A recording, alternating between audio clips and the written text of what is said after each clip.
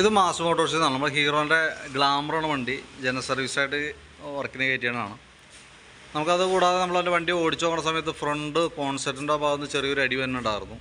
പിന്നെ അതേപോലെ തന്നെ ബാക്കിൽ വന്ന ടൈലൈറ്റ് അസംബ്ലി മൊത്തം പൊട്ടിയിട്ട് ഇങ്ങനെ തൂങ്ങി കിടക്കാറുണ്ട്. അങ്ങനെ 1-2 കംപ്ലയിൻസുകളുണ്ട്. അപ്പോൾ നമ്മളത് സർവീസുമായി ബന്ധപ്പെട്ട് അതിൻ്റെ ഡീറ്റെയിൽ ആയിട്ട് നമ്മൾ ചെക്ക് ചെയ്യുന്നുണ്ട് വണ്ടി. അതിൻ്റെ ബാക്കിലത്തെ ബ്രേക്ക് ലൈനറൊക്കെ നമ്മൾ ചെക്ക് ചെയ്യാനൊക്കെ വേണ്ടിയിട്ട് അയച്ചാണ്. ബ്രേക്ക് ലൈനറൊക്കെ കമ്പനി ലൈനർ കിടക്കാം, പുതിയ ലൈനറാണ്, അത്യാവശ്യം ഉപയോഗിക്കാനും ഉണ്ട് കേട്ടോ. അപ്പോൾ നമുക്കൊന്ന് ക്ലീൻ ചെയ്തിട്ട് റീസെറ്റ് ചെയ്തിടാം. അതേപോലെ തന്നെ നമുക്കതിൻ്റെ ബാക്ക് വീലിൻ്റെ ഉള്ളിൽ വന്ന റബ്ബർ, ഡാമ്പർ റബ്ബർ എന്ന് പറയും, അത് ഓൾറെഡി പൊട്ടി കിടക്കണം. അപ്പോൾ അതും കൂടി കൂട്ടത്തിൽ മാറ്റി വിടണം കേട്ടോ. പിന്നെ നമുക്കതിൻ്റെ ബാക്കിലത്തെ ടൈലൈറ്റ് അസംബ്ലിയുടെ ബ്രാക്കറ്റ് പൊട്ടിപ്പോയേക്കാണ്. ആ ബ്രാക്കറ്റ് മാറ്റിയാലാണ് അത് റെഡി ആവുള്ളൂ.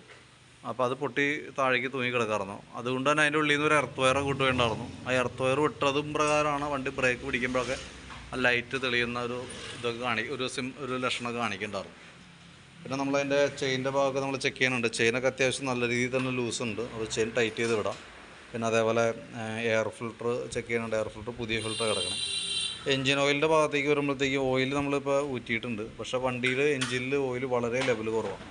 ഇതിൻ്റെ പ്രത്യേകത എന്ന് വെച്ചാൽ ഓയിൽ ലെവൽ കുറഞ്ഞു കൂടുമ്പോൾ സ്വാഭാവികമായിട്ട് എൻജിൻ ഓവർ ഹീറ്റിംഗ് വരാനും മേജർ കംപ്ലയിൻറ്റിലേക്ക് പോകാനും സാധ്യതയുണ്ട് കേട്ടോ. അപ്പോൾ അതൊന്ന് പ്രത്യേകം ശ്രദ്ധിക്കുക. ഓയിൽ നമുക്ക് മൈന്യൂട്ടായിട്ട് ഓയിൽ ചിലവുള്ള വണ്ടിയാണ്. കാരണം നമ്മൾ ഇതിക്ക് മുമ്പത്തെ സർവീസ് ഹിസ്റ്ററിയും ചെക്ക് ചെയ്യുമ്പോഴും അതിനകത്തും സെയിം കംപ്ലയിൻറ്റ് തന്നെ റിപ്പീറ്റ് നമുക്ക് വന്നുണ്ട്. നമ്മൾ സെയിം കംപ്ലയിൻറ്റ് വീണ്ടും വീണ്ടും പറയേണ്ടി വരുന്നുണ്ട്. അപ്പോൾ അത് നമ്മൾ ഒന്ന് കാര്യമായിട്ട് എടുക്കുക. കാരണം വെച്ചാൽ അത്യാവശ്യം ഓട്ടം ഉണ്ടെന്നുണ്ടെങ്കിൽ നമുക്ക് കൂട്ടത്തിൽ കൂടെ തന്നെ ഈ ഓയിൽ ലെവൽ കുറഞ്ഞ് പോകാണ്ട് എപ്പോഴും മെയിൻറ്റെയിൻ ചെയ്യാനായിട്ട് പ്രത്യേകം ശ്രദ്ധിക്കണം. അത് കൂടുതലായിട്ട് വരുമ്പോഴത്തേക്കും സിലിണ്ടർ പിസ്റ്റനൊക്കെ ഡാമേജ് വരാനായിട്ടുള്ള സാധ്യതയുണ്ട്. അപ്പോൾ അതൊന്ന് കൈയോടെ ശ്രദ്ധിക്കുക. എത്രയും ഓയിൽ ലെവൽ കുറഞ്ഞ് കൂടുമ്പോൾ തന്നെ സ്വാഭാവികമായിട്ട് ആ കംപ്ലയിൻറ്റ് ജനറേറ്റ് ചെയ്തിട്ടുണ്ട്. അതുകൊണ്ടാണ് ഈ ഓയിൽ ലെവൽ കുറയുന്നത് കേട്ടോ. അപ്പോൾ ഒന്ന് ശ്രദ്ധിച്ചോളാം.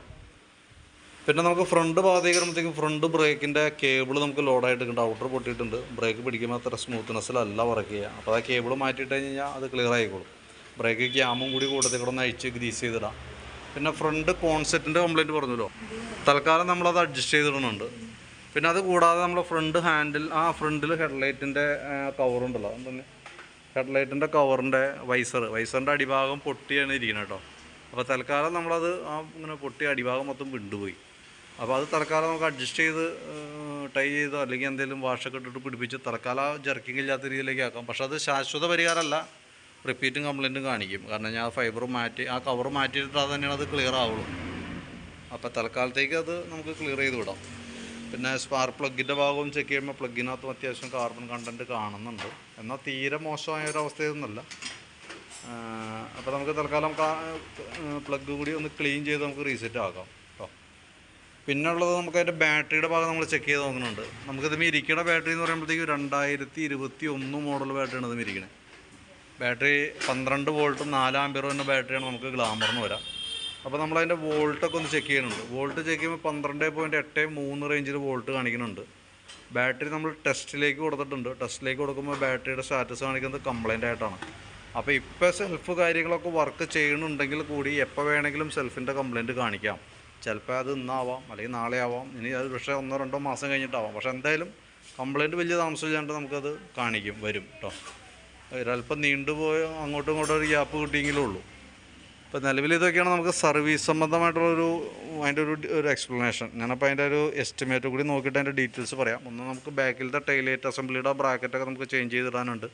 പിന്നെ ഫ്രണ്ട് ഹാൻഡിലിൻ്റെ ഭാഗത്ത് ഹെഡ്ലൈറ്റ് കവറൊക്കെ ഒന്ന് റിബേറ്റ് ചെയ്ത് പിടിപ്പിക്കാനൊക്കെ ഉണ്ട്. എൻജിൻ ഓയിൽ മാറാനുണ്ട്. പിന്നെ അതുപോലെ തന്നെ ഫ്രണ്ട് ബ്രേക്കിൻ്റെ കേബിൾ കംപ്ലയിൻ്റ് ഉണ്ട്. അപ്പോൾ അത് നമുക്കൊന്ന് ചേഞ്ച് ചെയ്തിടണം. വീലിൻ്റെ ഉള്ളിലാണ് ഡാമ്പർ സെറ്റ് റബ്ബർ മാറ്റിയിടാനുണ്ട്. ഇതൊക്കെയാണ് മെയിനായിട്ട് നമുക്ക് ഇതുമായി ബന്ധപ്പെട്ട് ചെയ്യേണ്ടി വരുന്ന വർക്കുകൾ. അപ്പോൾ അതിൻ്റെ ഒരു ഏകദേശം ഒരു എസ്റ്റിമേറ്റ് നോക്കിയിട്ട് അതിൻ്റെ ഡീറ്റെയിൽസ് ഒന്ന് വാട്സാപ്പിലേക്ക് സെൻഡ് ചെയ്തിടാം. വീഡിയോ കാണാം, കണ്ടതിന് ശേഷം എസ്റ്റിമേറ്റൊക്കെ നോക്കി ഒന്ന് റിപ്ലൈ ഇടാം കേട്ടോ. അത് കാരണം റിപ്ലൈ കിട്ടിയാലാണ് നമുക്ക് അതനുസരിച്ച് വർക്ക് കണ്ടിന്യൂ ചെയ്യാൻ പറ്റുള്ളൂ. അപ്പോൾ നോക്കിയിട്ടൊന്ന് റിപ്ലൈ ഇടാൻ മറക്കരുത് കേട്ടോ.